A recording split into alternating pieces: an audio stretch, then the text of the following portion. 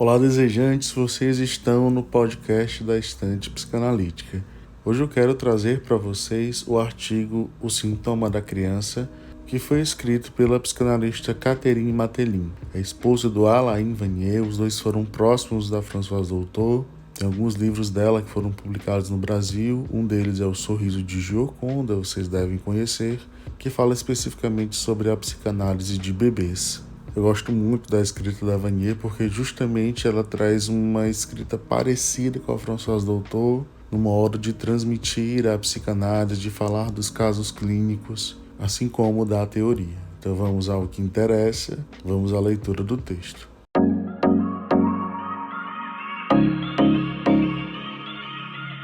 O Sintoma da Criança, por Catherine Mathelin Vanier. Os pais de Léo marcaram uma consulta comigo porque ele havia sido diagnosticado como hiperativo e no hospital onde ele foi atendido foi prescrito Ritalina. Tratava-se de uma primeira consulta. Algum tempo depois, os pais decidiram, mesmo assim, procurar um psicanalista, seguindo o conselho de amigos.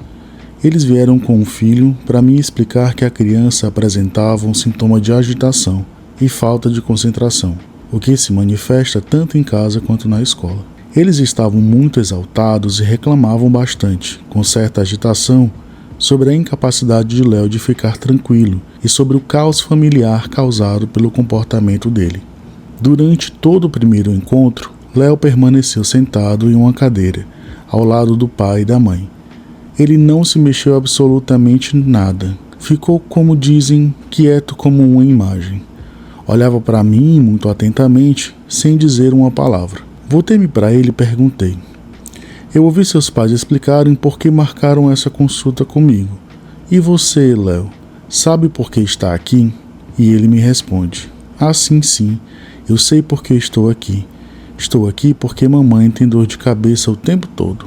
Maud Manoni dizia que a psicanálise infantil é psicanálise. Mesmo que possamos afirmar isso, nem sempre é possível observar no dia a dia o que torna a psicanálise infantil específica. Existe uma diferença importante, que é o fato de que são sempre os pais que marcam a consulta. Então surge a questão: quem está pedindo o quê? Não é raro os pais marcarem uma consulta por causa de um sintoma, enquanto a criança se queixa de outro sintoma completamente diferente, ou até mesmo de nenhum. Hoje em dia, atendemos pais que vêm consultar sem que exista necessariamente um sintoma. Eles dizem, por exemplo, bem, queremos saber se é o momento de matriculá-lo no judô.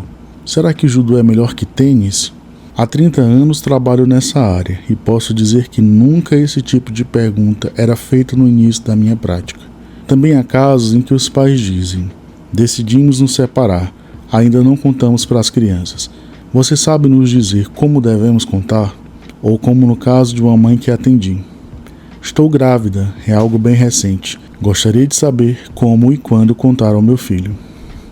Assim eles trazem o filho ou a filha para que possamos conhecê-los e então dizer o que deve ser feito. Mesmo que essas situações existam, elas não constituem a maioria dos casos, e não é raro que esses pedidos, se não forem respondidos de forma imediata ou com um conselho pedagógico direto, permitam ainda assim que um trabalho analítico seja iniciado, mesmo que isso leve mais tempo. De fato, não é algo trivial bater à porta de um psicanalista para fazer esse tipo de pergunta. Se dermos um pouco de tempo para conversar com os pais e deixá-los falar, às vezes um outro tipo de trabalho pode ser iniciado. No entanto, como antigamente, a maioria das demandas ainda é motivada por um sintoma, como os que já conhecemos: enurese, encoprese, distúrbios do sono, problemas na esfera alimentar, comportamentais e outros. O sintoma, no entanto, é frequentemente a origem do pedido. Essa demanda pode vir dos pais, da escola ou do pediatra. Françoise Dolto, na primeira consulta, costumava perguntar sempre à criança: você sabe por que eu estou aqui? Quem sou eu e por que estou aqui? Ela fazia essa pergunta a crianças já a partir dos 3 ou 4 anos. E geralmente a criança respondia, não. Então ela dizia, eu não estou aqui para que você se comporte bem em casa, porque se fosse assim, significaria que estou aqui pelos seus pais. Também não estou aqui para que você vá bem na escola, porque isso significaria que estou aqui pelo seu professor. Não estou aqui para curar sua asma ou seu eczema, porque isso seria para ajudar o seu médico. Não, eu estou aqui para que você se torne quem você é. Nas notas de Jean Albrecht, o sintoma da criança aparece como uma resposta ao que é sintomático na estrutura familiar. O sintoma pode representar a verdade do casal parental. Conhecemos as duas faces do sintoma. Por um lado, ele carrega uma verdade que foi roubada uma ou duas gerações antes, de uma palavra que ficou presa no sintoma. Para os pais, são os filhos que, sem saber, possuem a chave. Por isso é impossível, na psicanálise infantil, trabalhar sem receber os pais. Por outro lado, existe um segundo registro, o do gozo, aprisionado no sintoma.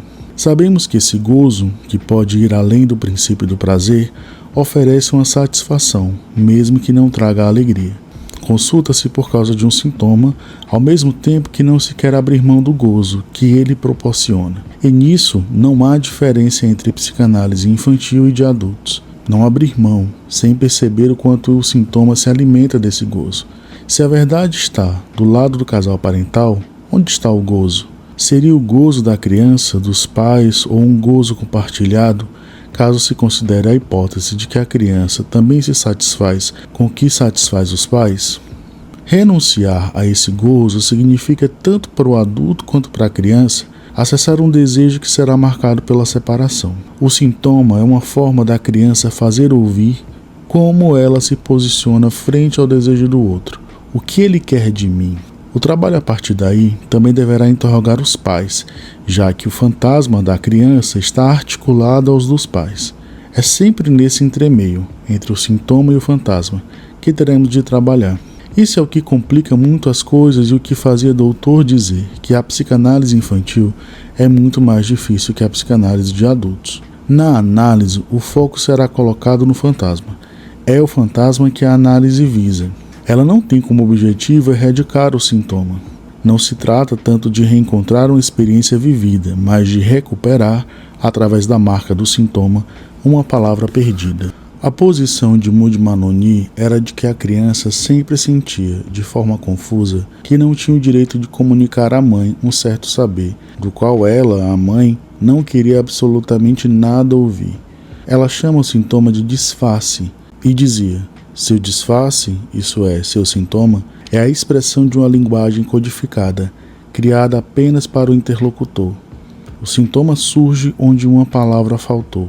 Ele é, portanto, dirigido a alguém. Ele aparece como uma palavra enigmática, que mostra como o sujeito se posiciona em relação ao desejo. O sintoma é o lugar onde algo fala, onde uma verdade pode ser dita. Ao invés de seguir uma ordem normativa que buscaria a erradicação do sintoma, coloca-se a questão da verdade do desejo. É disso que se trata na análise. Os não ditos, as coisas ocultas, podem criar, como dizia doutor, coisas mortas, que aparecem na criança sob a forma de um sintoma. Mas é para além do sintoma que tentamos escutar, o que está relacionado à questão pessoal do sujeito que fala. A análise vai ouvir onde a subjetividade está obstruída, onde se encontram as questões de morte, vida, loucura, sexualidade e gerações. Para isso, ao recebermos uma criança, temos que considerar o lugar que ela ocupa no fantasma dos pais. Toda criança é marcada não apenas pela maneira como foi esperada antes de nascer, ou pelas falas sobre ela, mas também pelo lugar que ela ocupa para os seus dois pais, pelo que ela representa para cada um deles em sua própria história. Sempre que recebemos uma criança, nos deparamos com essa questão. O que ela representa no mundo fantasmático de seus pais? Deus não quer que o médico me cure, porque minha mãe só tem a mim para viver, disse certa vez uma criança. É uma história que o doutor também conta. Muitas vezes encontramos crianças que carregam essa missão, convencidas de que uma palavra verdadeira lhes é proibida. Elas tentam então se fazer ouvir por meio de um sintoma. Pode ser somático ou levá-las até mesmo às portas da morte. A criança busca falar dessa forma, mas não é apenas objeto das projeções inconscientes dos pais. Às vezes ela também tenta mascarar a própria falta deles. Se a mãe não quer saber dessa falta, a criança não consegue se estruturar fora dela. Ela fica verdadeiramente incumbida dessa missão, proteger sua mãe da falta. Nesse sentido, pode-se dizer que todo sintoma remete à questão da castração dos pais. Sobre isso, vou tentar contar a história de uma menina que atendi. Essa menina chamaremos de Chloe. Tem 5 anos. Ela foi encaminhada à minha consulta de pedopsiquiatria pelo serviço de pediatria, devido a uma constipação grave que exige internações regulares no hospital. Os pediatras descartaram qualquer causa orgânica. Nos primeiros atendimentos, os pais falavam sobre a constipação de Chloe, mas rapidamente mencionaram outro sintoma, os problemas de sono da filha. Ela luta contra o sono, parece que não quer se entregar, como se estivesse com medo. Pode levar 2 horas para adormecer. Ela muda de comportamento por volta das 7 horas da noite. Me disse a mãe, assim que a noite cai, na hora de ir para a cama. Ela fica inquieta e não é mais a mesma menina. Durante o dia, de acordo com o que os pais me descrevem, ela parece estar muito bem. Na escola tudo corre bem e em casa também.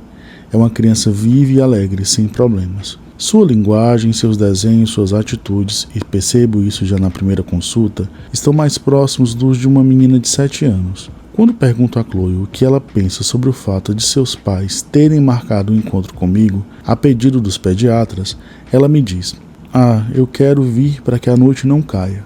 Fico com muito medo quando a noite cai. Eu então proponho que ela volte para me falar sobre esse medo. Não posso prometer que a noite não vai cair, mas posso propor que ela volte para conversarmos juntas sobre esse medo. E ela me responde: sim, eu realmente quero falar sobre isso, porque fico com muita dor de barriga quando estou com medo.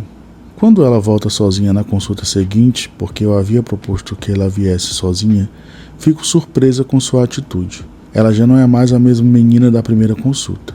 Ela chega chupando o dedo, o que não fez da primeira vez. Ela parece triste e perdida. Na presença da mãe, nada disso acontece. Ela então se apressa para pegar folhas e canetinhas e começa a desenhar rabiscos metodicamente. Ela empilha, sem dizer nada, espirais de todas as cores, umas sobre as outras. São tantos desenhos feitos às pressas que lembram o que as crianças de 2 anos costumam fazer. Eu a deixo fazer isso por um tempo. Ela espalha os desenhos por toda a parte. Depois eu digo: talvez você possa me contar o que está desenhando? Há momentos em que somos mais tolos do que de costume. Essa é uma pergunta tola e o exemplo exato do que não se deve fazer, e Chloe não se engana. Ela me lança um olhar severo e imediatamente me coloca no meu lugar, dizendo: mas calhe a boca, você não vê que está me impedindo de fazer meu trabalho? Claro, ela está certa. Felizmente, as crianças, elas são muito boas nisso. Assim como as pacientes histéricas de Freud, estão sempre lá para nos chamar à razão. Mas é preciso estar atento e aprender a lição. Como conduzir uma análise com uma criança, ou mesmo com um adulto, porque aqui não faço distinção, se não somos capazes de suportar a regressão? Lacan dizia: por meio da demanda, todo o passado se abre até o fundo da primeira infância. Seja com crianças ou adultos, do que mais se trata senão da regressão? Para Winnicott, essa regressão será o cerne da análise, e é com ela que se deve trabalhar. Nesse dia, Chloe e eu terminamos a sessão em silêncio. Eu entendi e ela parece satisfeita com a forma como demonstrei ter compreendido sua mensagem. Ao sair, ela me disse: a professora me disse que essa semana eu fiz muitos progressos. Bom, agora é minha vez de progredir. Na quarta-feira seguinte, graças a ela, acho que avancei um pouco porque fico em silêncio e a ouço. O dedo já não está mais em sua boca e ela continua empilhando rabiscos em silêncio. De repente, ela escolhe um círculo no qual eu não podia ver nada, e me diz: olha, é a Vênus de Milo. Então, como certamente pareço muito surpresa, ela esclarece: bem, você vê, ela não tem os braços. Os braços dela não seguravam, então caíram. No quarto da minha mãe tem um mamilo. Vou buscar minha mãe na sala de espera porque ela vai saber te contar isso. Antes que eu pudesse dizer qualquer coisa, ela abriu a porta para buscar sua mãe e a trouxe até mim. Uma vez no consultório, a mãe explica que está muito surpresa por a menina falar da Vênus de Milo e que, de fato, tem uma estatueta no quarto que é uma reprodução da Vênus de Milo. Ela me diz imediatamente: eu não sei porquê, mas sempre adorei essa estátua. Ela me acompanha em todas as mudanças, estava no meu quarto de solteira. Então, na mesma sessão, a mãe de Chloe anuncia que está grávida de 3 meses. Ela me conta e fala sobre sua preocupação. Durante a gravidez de Chloe, precisou ficar deitada no quarto ao 9º mês, porque, segundo ela, sabe que suas gestações não se sustentam. Ela sempre perde seus bebês. Depois de 2 abortos espontâneos no início do casamento, ela engravidou pela 3ª vez, logo antes de Chloe, e esse bebê ela perdeu no 6º mês. Ele nasceu morto, ela especifica. Era um menino, ainda assim insisti para que ele fosse enterrado. Vamos de vez em quando ao túmulo dele. A noite cai, diz Chloe. Ou eu não quero empurrar porque cai no vaso. Eu não quero cair de sono. Todas essas frases ao longo das sessões serão associadas ao cemitério e ao túmulo do irmãozinho. A análise, como Lacan nos ensina, é uma prática do significante. Ao longo de toda a cura, seguimos o destino de um significante essencial. Para Chloe, é a morte que guia o processo, a morte associada à perda. O apego da criança ao desejo da mãe tem sempre um gosto de morte, de aniquilamento, de ser engolida pelo outro. Nada é sólido, nada se sustenta para Chloe. E a perda só pode ser vivida como algo mortífero. Seu fantasma, como uma espécie de transferência permanente, é projetado para a conta de sua mãe, cuja história familiar complicada, sobre a qual ela falará mais tarde, gira em torno de uma questão muito particular, a transmissão da castração. A mãe, quase no final de cada sessão, acaba falando de sua própria mãe, e o faz na presença de Chloe. Ela menciona o quanto se sente segura com o papel que a filha desempenha em sua vida. Sua pequena menina a protege e a cuida. Os braços da Vênus de Milo não se sustentavam e caíram. Mas no início, os braços da Vênus estavam lá de verdade. A mãe começa a perceber o quanto o significante cair é insuportável para ela. Ela teme que, ao crescer, Chloe a abandone, que a deixe cair. Ela repete quase todas as vezes: ela vai me deixar cair. A Vênus de Milo não pode mais abraçar ninguém. Quando a mãe consegue falar sobre o que aconteceu com sua própria mãe e sobre a morte de seu filho, este deixar cair, que finalmente pode ser colocado em palavras, Chloe começa a se desprender desse apego excessivo. Após muito tempo de espelhamento, Chloe passa a modelar bonecos como assim durante as sessões. Esses bonecos perdem a cabeça, os braços, as pernas e, em meio à sua frustração, ela exclama: "Olha, caiu de novo, por que isso não se sustenta?" Com o tempo, os desenhos de Chloe começaram a mudar. Aparecem bebês, figuras da Vênus de Milo, com ou sem os braços, e pequenos desenhos de pais, minúsculos, nos cantos das folhas, ao lado das figuras de bebês e da Vênus. Quando o pai de Chloe começa a acompanhar as sessões, a meu pedido, ele se queixa de que a filha não lhe dá atenção. Ele relata: ela só quer saber da mãe, está sempre grudada nela, nunca quer sair comigo. Quando proponho algo, ela sempre responde: não, quero ficar com a mamãe. É assim desde pequena. Qualquer atividade que eu sugira, ela recusa. Hoje de manhã precisei negociar muito para que ela aceitasse vir comigo para a consulta. Ele descreve também que Chloe frequentemente o desafia e faz birras intensas até que ele ceda. Contudo, dessa vez, ele decide se firmar e manter sua presença, assumindo o compromisso de acompanhá-la em metade das sessões. Algumas semanas depois, durante uma sessão, Chloe, como de costume, espalha massinha pelo meu escritório. De repente, ela para e parece muito preocupada, então me pergunta: onde está seu lápis azul? Surpresa, respondo: que lápis azul? Seu lápis azul, mas eu nunca tive um lápis azul. Chloe insiste: claro que tinha, eu tenho certeza, você o perdeu, ele deve ter caído. Ela se joga no chão e começa a procurar freneticamente por debaixo da mesa. Totalmente aflita, continua: ele caiu, precisamos encontrá-lo. Quando se levanta, muito agitada, me encara e afirma: você tinha esse lápis, tenho certeza. Ele era azul e escrevia de um azul muito mais bonito do que o que você tem agora. Após algum tempo de busca, Chloe finalmente aceita que o tal lápis azul nunca existiu. Seu rosto muda, a angústia dá lugar à tristeza, e ela diz: nossa, isso é muito triste. Não é nada divertido. Você deve se sentir muito infeliz por não ter um lápis azul. Eu tento tranquilizá-la explicando que já me acostumei com isso, mas ela segue me questionando. E o seu? Escreve como então? Respondo que meu lápis escreve de outra cor. Com o lápis caído, sou tomada pela rede de seus significantes, assim como o lugar do seu pai será reconfigurado, pois ele não a deixará cair. ele a acompanhará aos encontros. A partir desse momento é na transferência que poderei falar com Chloe sobre a diferença e ela me ouvirá sem que seja necessário uma interpretação no sentido clássico do termo. Na psicanálise infantil, esse tipo de interpretação é inútil. A interpretação, como na psicanálise de adultos, será mais percebida na pontuação das sessões, na maneira como uma palavra será destacada, na forma como ela será retomada, na forma como comentamos um desenho e, finalmente, nunca de outra forma senão a partir das associações que a criança fará sobre o desenho. Não existe chave para os sonhos nem interpretação pronta para os desenhos. Os desenhos se interpretam como sonhos, a partir do que a criança dirá sobre eles. Na sessão seguinte, Chloe desenha e me conta essa história. É uma menina, você vê. Há uma bolha abaixo da cabeça dela, como nas histórias em quadrinhos. É para te mostrar que ela está sonhando, caso eu não tenha entendido. Na bolha estão joias bem brilhantes. Ela pensa o tempo todo nessas joias. Ela adoraria tê-las. Ao lado da menina, ela desenha uma caverna guardada por monstros. Você vê, ela não gosta deles, porque as joias estão na caverna. E ela queria muito, mas não pode tê-las porque os monstros guardam a entrada. Então ela pensa nisso. Essa menina pensa o tempo todo e se diz que elas estão perdidas. Eu lhe digo, ela perdeu algo que nunca teve. Ela me responde, sim, é como a boneca na vitrine da loja. Eu a vi no sábado passado, mas meu pai não quis me comprar. Mesmo que eu não tenha, continuo pensando nela na minha cabeça. Perder o que não se tem é algo diferente dos braços caídos da Vênus de Milo. Esses objetos perdidos, ela os torna seus na cabeça, no imaginário, mas simbolicamente estão perdidos.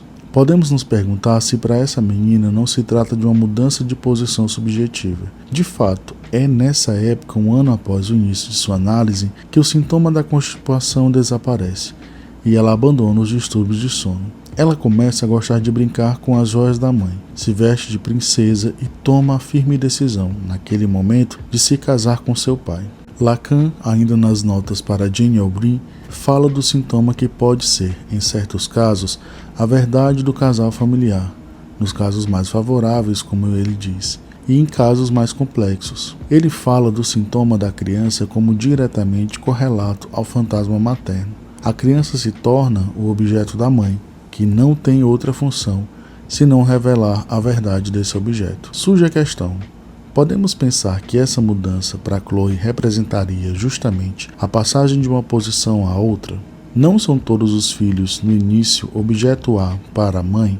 Se eles permanecem assim, é a passagem do complexo de Édipo que fica comprometida. Ao colocá-lo nos trilhos do complexo de Édipo, o analista não articula esses dois tempos. Como essa articulação foi possível para Chloe? O que foi operante para ela?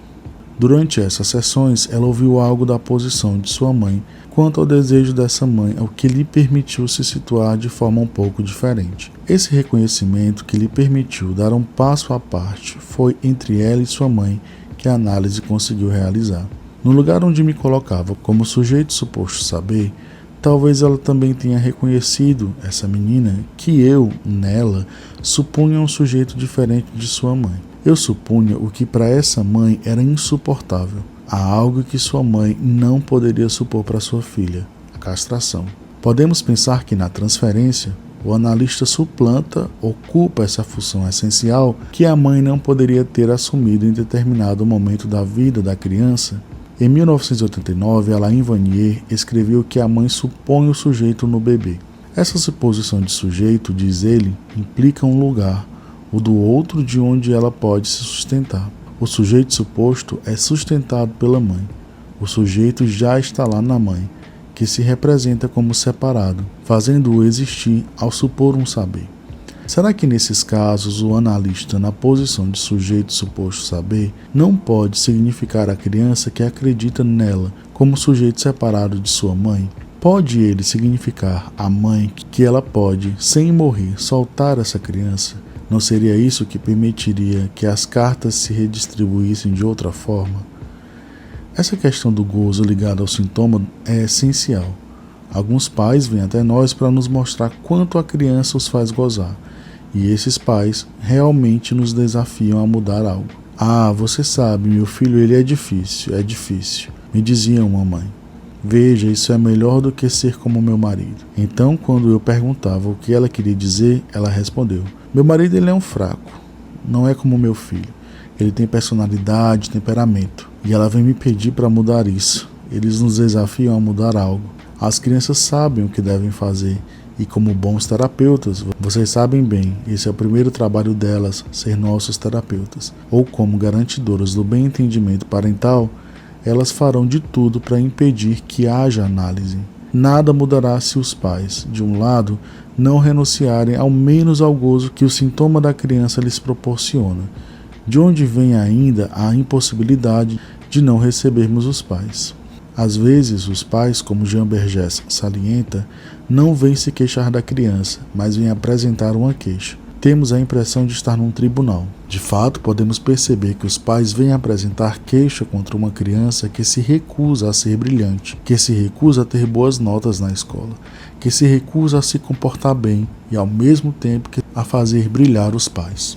Apresentar queixa contra uma criança que não os faz gozar, que se torna mestre do gozo deles. Você gozará se eu quiser, sou eu quem decide. Eu terei uma nota baixa. O gozo de alguns outros adultos também. O professor, o médico. Era o que o doutor dizia às crianças. Eu não estou aqui para eles, para fazê-los gozar. A criança se recusa a dar aos outros o que eles esperam dela. Então ela se coloca na posição de comandar o outro, de impor sua vontade, de privá-lo tanto quanto achar necessário. Podemos entender que algumas crianças tendem, por um tempo, sobreviver assim, controlando o gozo do outro. Para abandonar seus sintomas, será necessário que a criança primeiro consinta em curar sua recusa de curar. Em certos casos, é preciso reconhecer que essas razões para recusar são extremamente válidas. Daí a desconfiança dos analistas quando se fala em cura. Para os pequenos como para os grandes, o sintoma é uma autoterapia, o que se complica para os pais, pois está diretamente ligado também ao inconsciente deles. Chloe construiu um novo fantasma e um novo sintoma, por assim dizer. Agora ela quer se casar com seu pai, um fantasma menos diretamente ligado, esse, ao fantasma materno. Nesse novo vínculo com a castração, ela parece renunciar ao seu gozo anterior e ao gozo de sua mãe, com uma promessa sempre ligada ao Édipo, de que isso virá mais tarde. A renúncia a essa forma de gozo vai abrir para ela o caminho do desejo. Ela precisava de seus primeiros sintomas, pois permitiam que ela se sustentasse, mas também que sustentasse sua mãe. Os tratamentos médicos falharam, pois era importante para ela não deixar cair nada, nem do sintoma, nem do resto, enquanto não tivesse certeza de que sua mãe não iria cair, não iria desmoronar. Tradicionalmente na medicina, o objetivo é erradicar o sintoma, o que remete obviamente à noção de norma. Para a psicanálise é diferente. Se o sintoma faz sinal, ele não faz sinal para identificar um estado mórbido, para detectar uma doença, para deduzir síndromes, para chegar a uma nosografia. Não.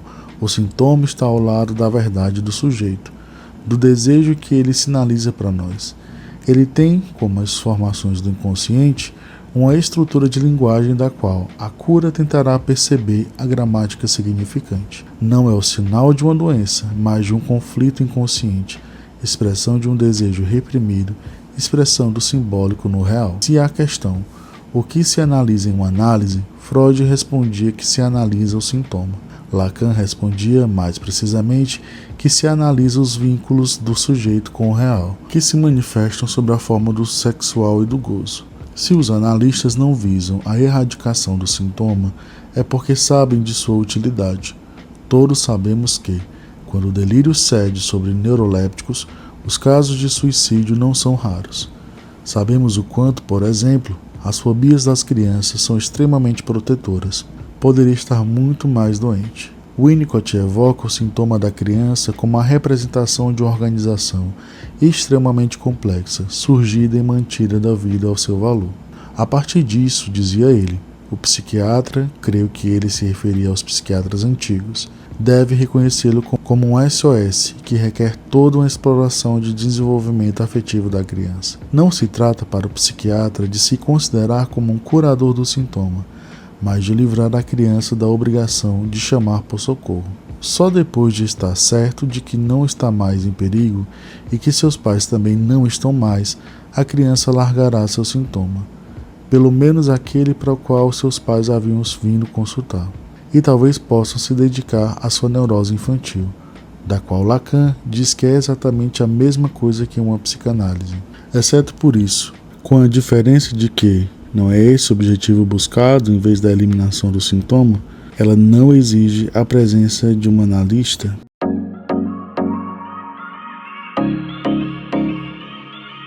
Então, desejantes, aqui nós finalizamos o artigo de hoje e isso nos faz pensar não apenas na clínica de crianças, mas também na clínica de adultos, né? Isso chama muito a atenção quando a Catherine Vanier fala sobre a criança que não pode se deixar descansar enquanto não souber que os pais estão bem. Eu lembro de um artigo que eu li onde psicanalistas falam até mesmo para os bebês, ao dizerem, olha, pode descansar, agora você pode ficar bem porque eu vou cuidar dos seus pais, ou o meu colega cuidará dos seus pais. E isso tem de fato efeitos, como uma palavra verdadeira, como diria Maud Manoni e François Dolto, sobre a criança que rapidamente começa a melhorar. Também achei bacana isso que ela traz da frase da François Dolto, quando diz para a criança que eu não estou aqui para tornar você isso ou aquilo, o que é esperado de você, mas para que você se torne você mesmo. Isso me faz também lembrar de um vídeo recente que eu vi de um homem dizendo que fez terapia por um tempo e que ele percebeu que a psicóloga tentava, de certo modo, encaixá-lo às normas da sociedade, que tentava fazê-lo sucumbir àquilo que ele chama de sistema. Isso me fez pensar, né? Será que nós estamos, de fato, apenas fazendo com que as pessoas elas sejam moldadas àquilo que a sociedade espera delas? Ou será que nós estamos levando os nossos pacientes para o caminho do desejo, para o caminho da descoberta de quem eles verdadeiramente são, do que eles verdadeiramente querem, que também é disso que se trata uma análise. Então espero os comentários de vocês a partir desse texto, daquilo que os faz pensar, o que toca na prática de vocês. Comentem aqui no Spotify ou no YouTube, onde vocês estiverem escutando esse episódio. Assim eu vou ficando por aqui, obrigado a quem escutou o episódio até o final e até a próxima.